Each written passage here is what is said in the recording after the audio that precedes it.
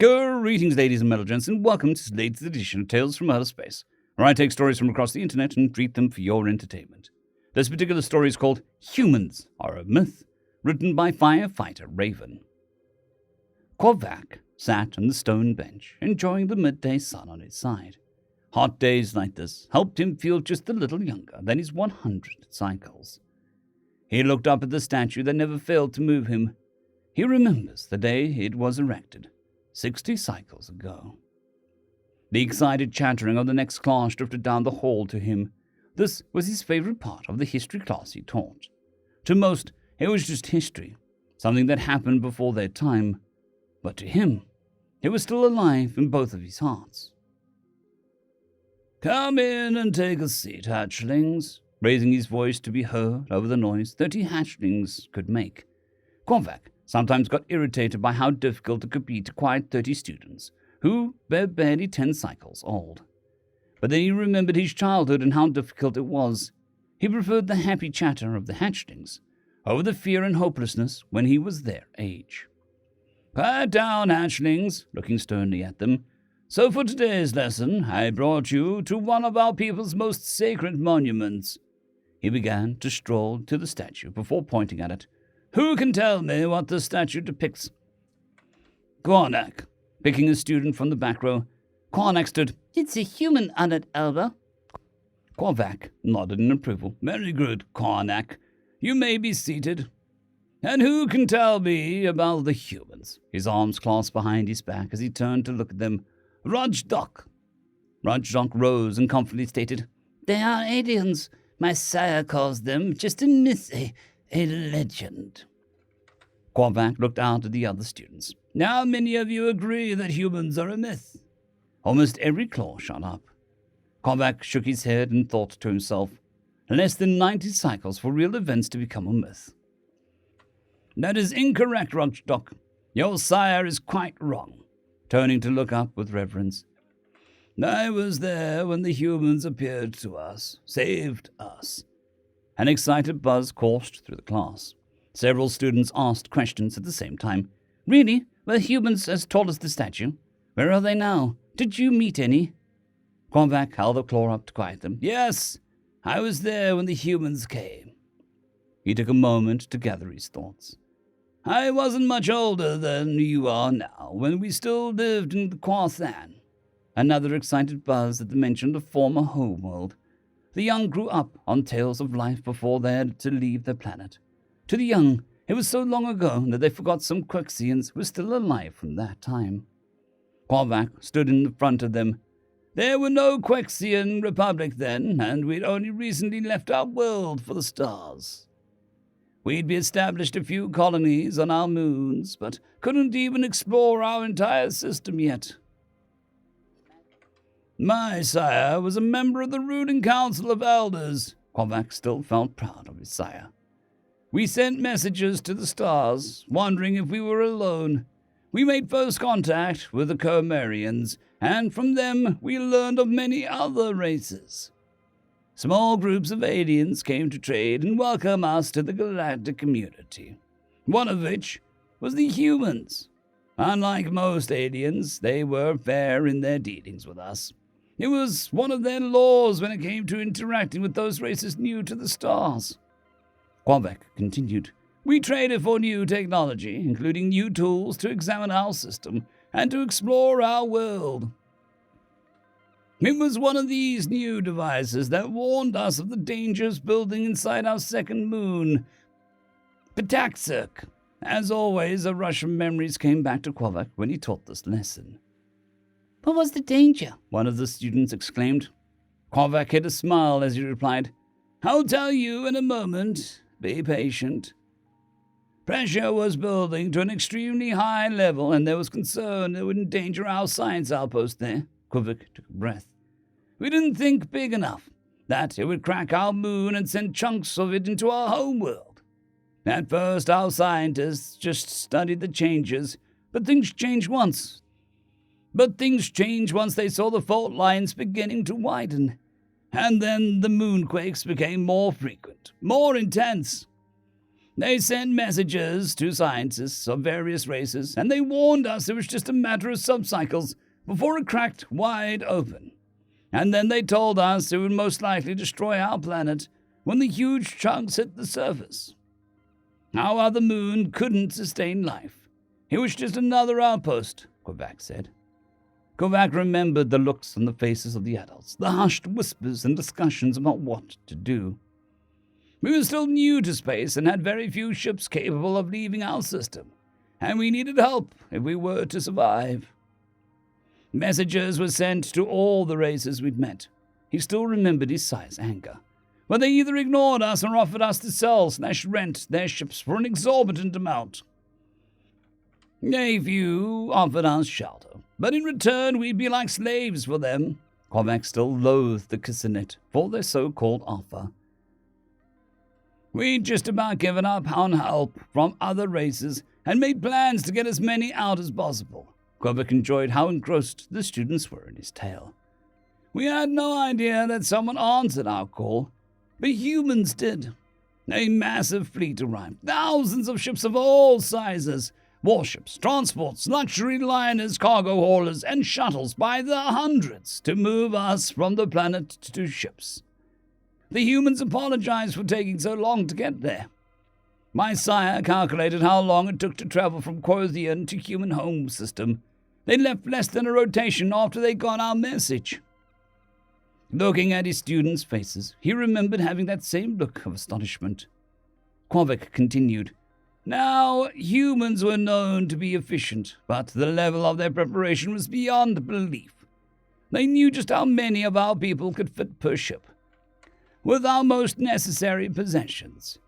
Teams of humans worked with our people to dismantle our most important buildings, temples, factories, space launching facilities, monuments, schools, and others were just torn down for the material. Samples of native flora and as much fauna as they could safely catch were taken aboard explorer ships set up to do just that. Surprisingly, they managed to get samples of almost all flora and a large number of wild fauna. All the wild animals you see in the parks and the wild are from our home planet. It still left Kovac in awe at just how much they did in such a short time. They even completely evacuated and removed our outposts on both moons, and extracted large amounts of our resources for our use in rebuilding. Kovac smiled as he teased the students. Remember that when you complain that it takes too long to clean your dens. Kovac carried on with the tale. They did this without stopping for 10 rotations. They took us to a planet they'd been terraforming for their use, but hadn't occupied yet. We got another surprise when we landed and found another large group of humans had been putting up temporary shelters for us. Holes had been dug to transfer the water from our planet, to save on time it can take to have enough for all of us and our animals, until the moisture processors can supply enough to create the lakes and some of the rivers you see now. With this world being much closer to Quothan, they were able to make multiple trips back and forth. All of our people, except the ones that stayed to help, were transferred here in less than 8 rotations on Quothan. That would be 6 rotations here. My sire was one of the volunteers and told me they worked until almost the last minute before it happened. Kovac vividly remembers the sorrow in his sire's voice as he described the death of our world. I was with my sire when the Council of Elders met with the humans that had been in charge of the evacuation. Kovac continued. The elders asked how they should repay the humans for their help, and one of them made a joke. He said, it was traditional to repay someone with pizza and beer when they help you move. We were confused, but all humans laughed at that. Kovac followed up by explaining it was a joke. They asked for nothing but our friendship, and to not be like the races that refused or tried to take advantage of us. Humans stayed 2 cycles to help us get our civilization in order again. Cities were built, flora planted, and then wild fauna released, Kovac said. They even helped us establish and build a fleet of our ships, not just military, but civilian and exploration vessels. Our warships are only slightly modified from the designs the humans gave us. Korvac finished with, "Humans are real, and we owe them a great debt." The students began talking excitedly about the lessons before one student raised a claw. "Yes, Otak." Korvac was sure what the question would be. They always asked eventually. "Honored Elder, if the humans are real, then why haven't we seen them?" Otak queried. "They were betrayed," Korvac stated simply. Many of his students gave an audible gasp at the statement. Several students spoke out with questions that all amounted to the same thing. Who betrayed them, and how? "That'll be fully explained at a later date, but to summarize," Korvac took a sip from his container of water, where he kept it on his belt. 29 cycles after we arrived on this world, a new race entered our galaxy. They were almost as malevolent as they were powerful, and they announced their arrival by destroying 8 colonies from various races," Korvac said. "The only reply they gave to calls sent to them was simply, 'Submit or die.'" But that was a lie. Korvac took another sip. He always needed fluids by the end of the lessons. From all the talking, he continued, "The Berithian colony surrendered to them, and they still destroyed it. They enslaved some of the people, but they exterminated others in horrific manners. An object lesson, they said. The humans were furious. The Berithians were a peaceful people, and not very numerous," Korvac said. "I asked one why they reacted that way, and he replied, 'We don't like bullies, especially when they target our friends.' So the humans called for war against the new race. We didn't even know their name." Korvac shook his head in disgust. "The Great Council argued over it. Some assumed that they would only attack the lesser races and leave them alone. Others wanted to keep trying a diplomatic route. Others agreed, but would only protect their space. Ourselves and over half a dozen smaller races answered the humans' call, but we could only muster 60 real warships between us. When the human ambassador had raged at the more powerful races, he warmly welcomed us to join the effort. The only one of the most powerful races, the Kathrunka, promised support, but being on the other side of the galaxy, it would take some time to get a fleet to human space. It was at this point the human ambassador shamed the rest of the council by saying they didn't need them, they'd just be in the way, and promptly exited the chambers with us joining him."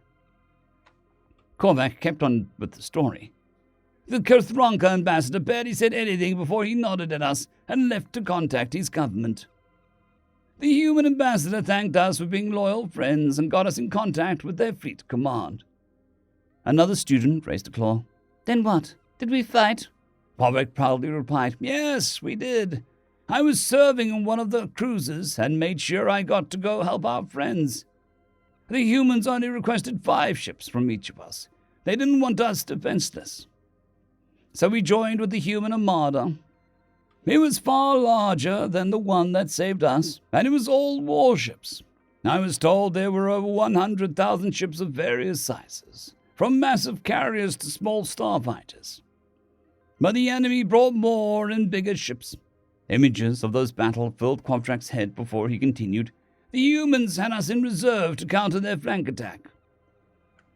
I'd never even heard of a battle this massive, let alone seen." Korvac's heart began beating faster as he remembered the terror and exhilaration of the fight.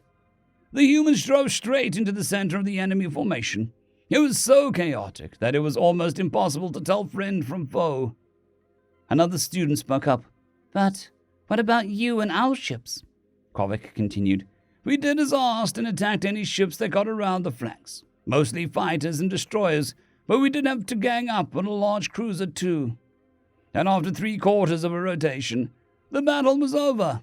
Korvac looked at each student. "Only a few enemy escaped and none of their capital ships.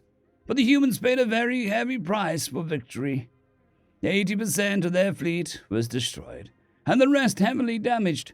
All but a dozen capital ships were floating wrecks.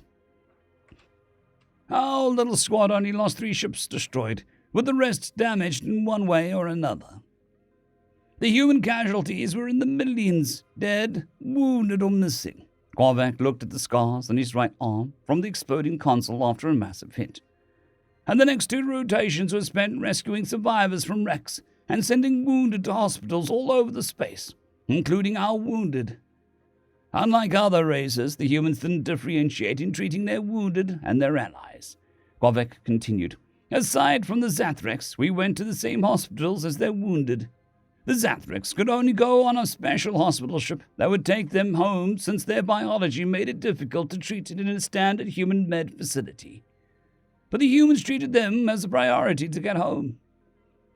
A small Kurthranka fleet arrived a rotation after the battle.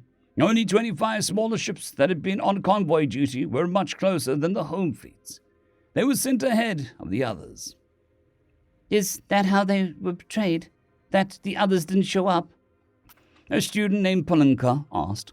No, the enemy did not take their defeat lightly, and they launched antimatter torpedoes into the stars of systems inhabited by human colonies.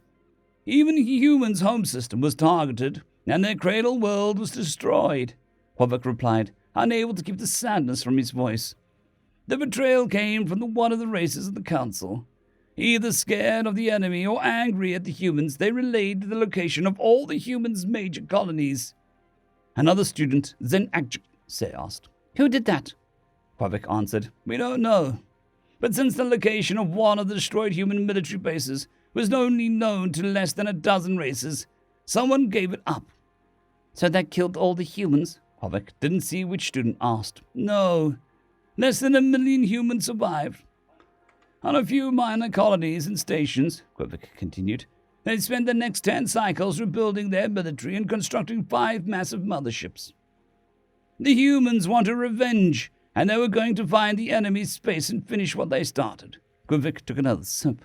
And so all but a few humans left this galaxy to take the war to the enemy. The ones that stayed all died eventually. So we built the statue to remember them and their friendship with us, Quavek finished. And now, my inquisitive little hatchlings, the lesson is over, and it's time to go home. End of story. I would just like to thank the T5 supporters, Bushmaster 117, Caspar Arnholtz, Drakzoon WRE, Elijah Silvercross, Gray, John Carrington, and Severin Cerberus. Thank you very much.